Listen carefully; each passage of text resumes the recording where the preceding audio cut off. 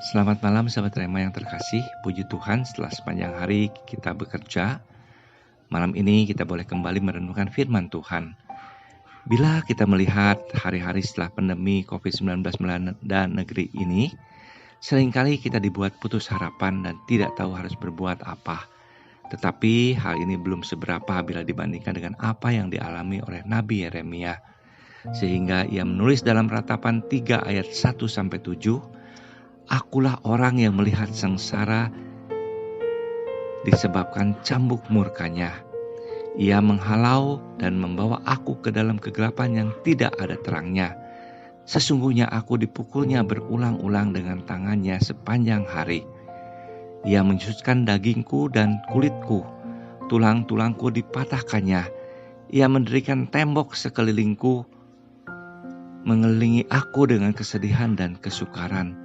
Ia menempatkan aku di dalam gelap seperti orang yang sudah lama mati. Ia menutup segala jalan keluar bagiku. Ia mengikat aku dengan rantai yang berat."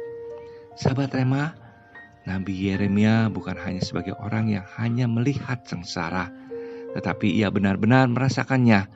Sang Nabi dipukul berulang-ulang sepanjang hari. Ini merupakan penderitaan yang berat yang tiada hentinya.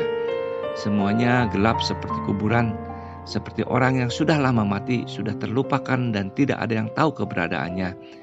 Tiada tubuh yang utuh, semuanya mengalami penderitaan dan siksaan.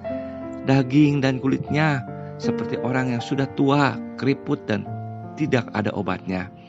Sang Nabi kebingungan dan berada sepenuhnya dalam kegelapan seperti benteng yang dibangun di sekelilingnya, tiada jalan keluar. Banyak orang yang memimpikan masa depan yang lebih baik. Namun ketika masa depan sama kelamnya, maka hidup akan terasa seperti penjara di mana tidak dapat memalingkan muka lagi dari kepedihan hidup.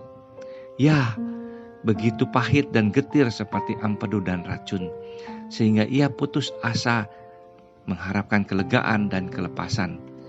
Bila kita merenungkan tulisan Nabi, tentu kita terenyuh betapa berat penderitaan yang harus dialaminya.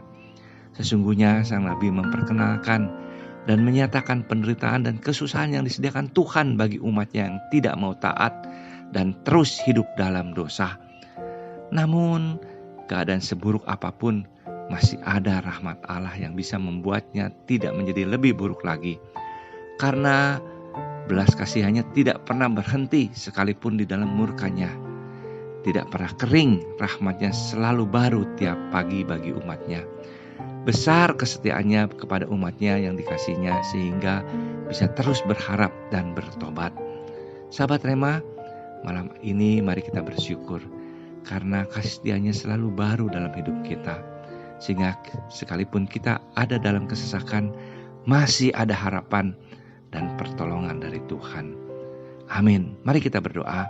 Bapa Surgawi, terima kasih Tuhan.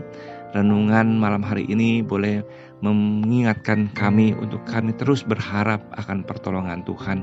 Karena rahmat-Mu selalu baru setiap pagi. Kasih setiamu tidak pernah berkesudahan dalam kehidupan kami senantiasa. Bapa, kami serahkan malam ini ke dalam tangan-Mu. Biarlah kami boleh beristirahat dan besok pagi kami boleh mensyukuri rahmat Tuhan yang baru bagi kami. Terpujilah nama-Mu. Di dalam nama Yesus kami berdoa. Selamat malam sahabat Rema, Tuhan Yesus memberkati.